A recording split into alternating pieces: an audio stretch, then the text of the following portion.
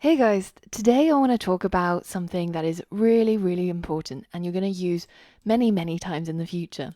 And this is the concept of the Python list. And the list is what you would call a data structure. What does that mean? Well, it's just a way of organizing and storing data in Python. Now, we've already seen ways of storing single pieces of data, and that was done through the simple variable, where we just said A is equal to 3 or B is equal to hello, but that's just storing one piece of data, right? Be it a number or a string. But sometimes you might want to store grouped pieces of data, data that has some sort of connection with each other.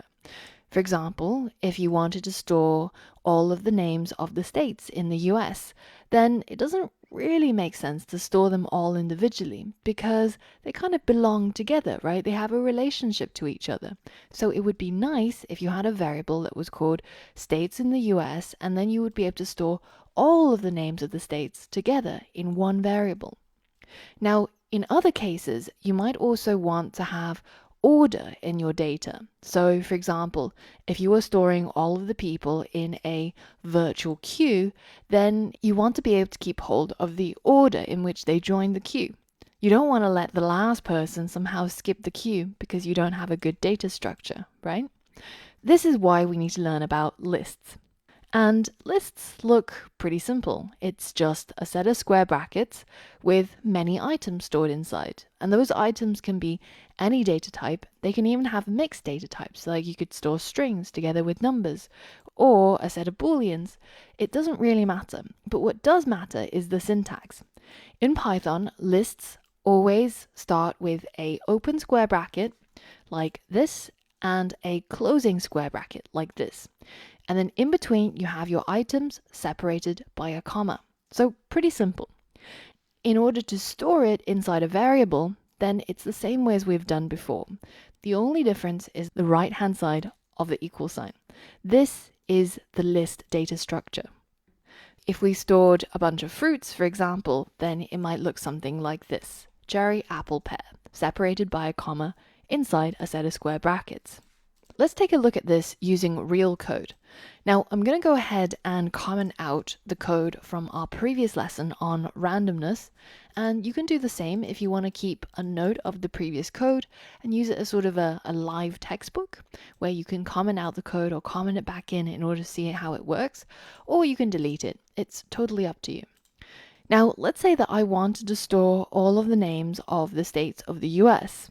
Previously, without knowing about this list data structure, we might have written state 1 equals Delaware, state 2 equals Pennsylvania, and so on and so forth. And we would create as many variables as we have states.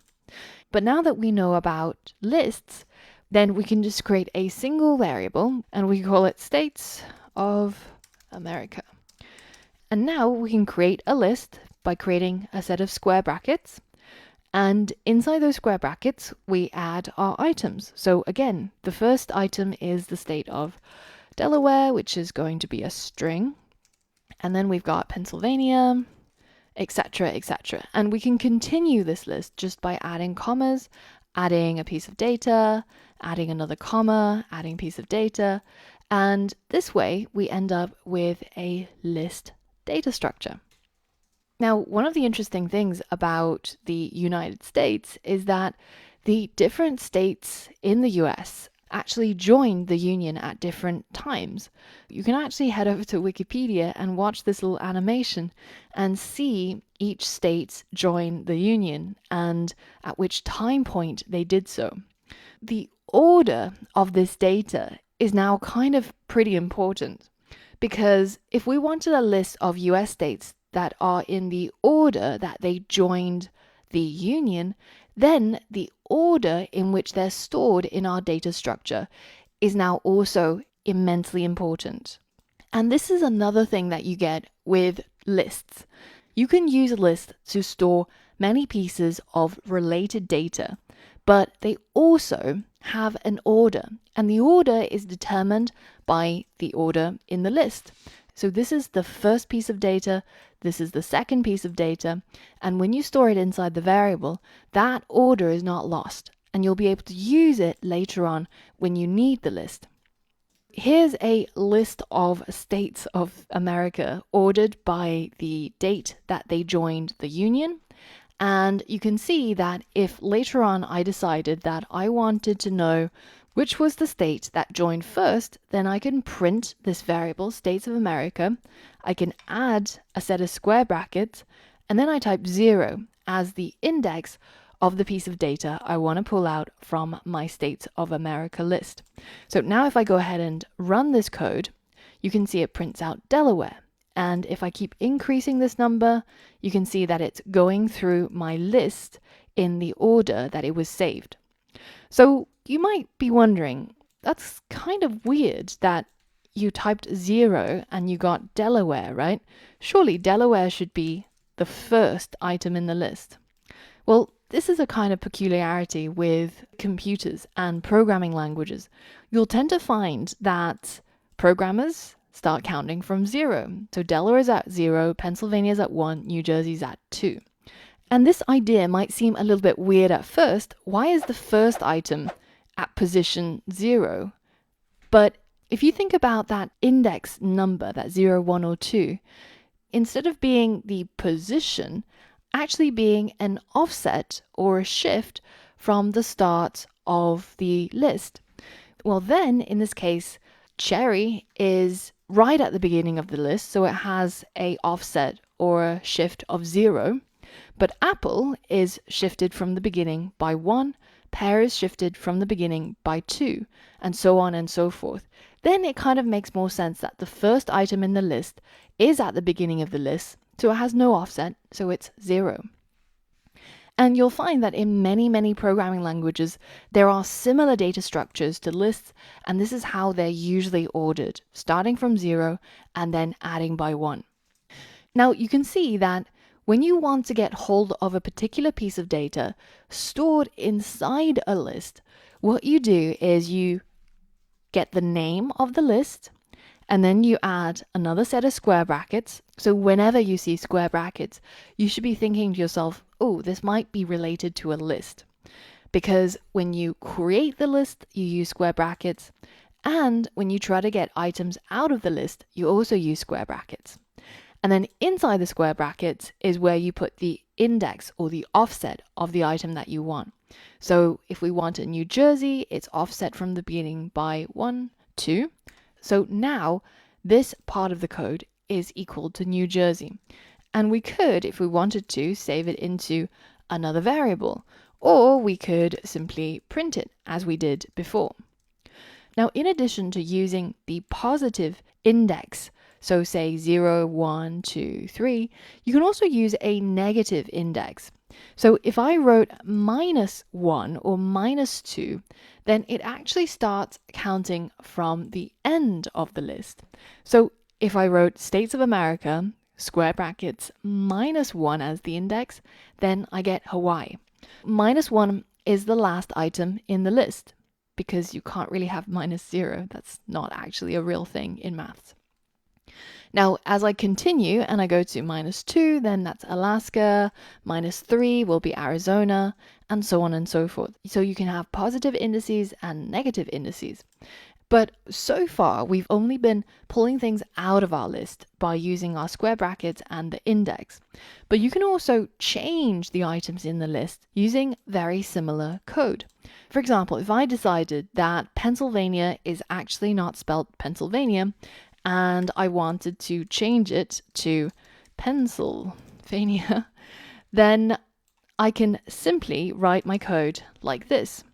I get hold of my list, and then using the square brackets, I get hold of the item at index 1, which is this one, and then I set it equal to a new piece of data. So now if I go ahead and print my States of America list, you'll see that the list looks a little bit different now. Instead of Pennsylvania, it's now Pennsylvania. So you can alter any item inside the list pretty easily using this kind of syntax. You could also add to the list if you wanted to. So for example, if you wanted to add an item at the end of the list, which is what happens most commonly, right? If you had a list of people who are queuing in your shop, then every subsequent person usually gets added to the end. If you have a new state that joined America, then it's probably going to be added after Hawaii.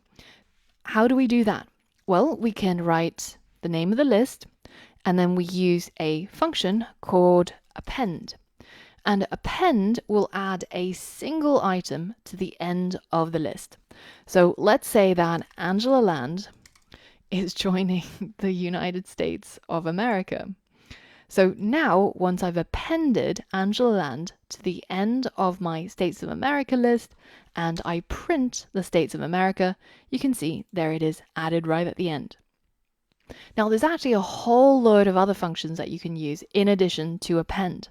And you'll find this on the documentation for Python. In addition to the append function that we saw just now, where we add an item to the end of the list, there's a whole load of other functions that you can use with lists. For example, you can use the extend, which adds a whole bunch of items to the end of the list. And in this case, what you're actually adding is going to be a list. So I would be creating the list using square brackets, and then adding my items in here. And now what's happening is I'm extending this States of America list with this additional list. So now if we print the States of America, you can see that these two items that used to be inside the list have now been added to the previous list, and it's now extended it by two more items. But the important thing is you don't have to memorize these functions. That's the whole point of documentation and why we have Google, because there's too much information in the world for you to memorize, and it's a very inefficient way of learning. And if you tried to memorize every single method, it's not impossible, but it means that you don't have space in your brain for the important stuff, which is how things work. How do you actually use it to do what you want it to do? So what I recommend when you come across a new thing, such as the list data structure, is to just have a look through the documentation, read through it, and see what are the possible things you can do. And once you've got the idea of this is possible, then the next time when you need to use it inside your code, you'll know, I remember, this is possible. And all you have to do is just be able to use Google to find the exact bit of the documentation and then implement it.